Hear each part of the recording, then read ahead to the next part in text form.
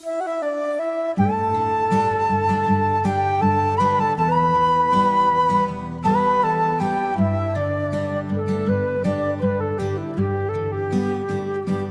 ពីនៅក្មេងយើងរត់លេងវាលស្រែ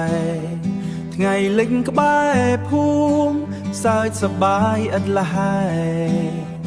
ដេញគោតាមភក់ស្រែក្រោមមេឃខៀវស្រងាត់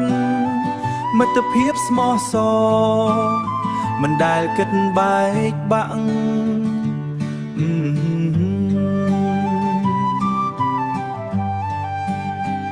ឡើងដើមថ្នោតខ្ពស់មើលថ្ងៃរៀបអងស្ដង់គុតខ្យល់បក់តាមវាលស្រែឮសំឡេងសត្វចាប់ហើចុះស្ទឹងរកត្រីជាមួយអួនចាំងមួយចែកគ្នាអាំងក្បែរភ្លើងសប្បាយគ្មានអ្វីភ្លើង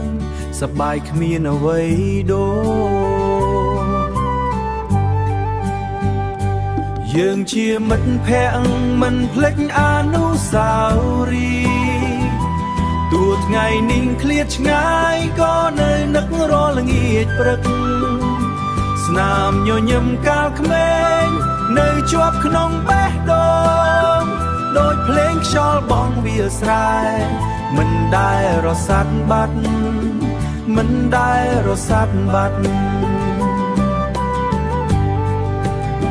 ថ្ងៃនេះធំអង្ហើយម្នាក់អ្នកមានផ្លូវដើរ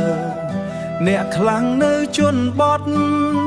អ្នកខ្លាំងទៅទីក្រុងតែពេលជួបគ្នាម្ដងនឹករឿងកាលពីមុនទឹកចិត្តមិត្តភាពយើងទឹកចិត្តមិត្តភាពយើងនៅតែកក់ក្ដៅធ្ងន់យើងជាមិត្តភក្តិមិនភ្លេចអនុស្សាវរីយ៍ទោះថ្ងៃនេះឃ្លាតឆ្ងាយក៏នៅនឹករាល់ល្ងាចព្រឹក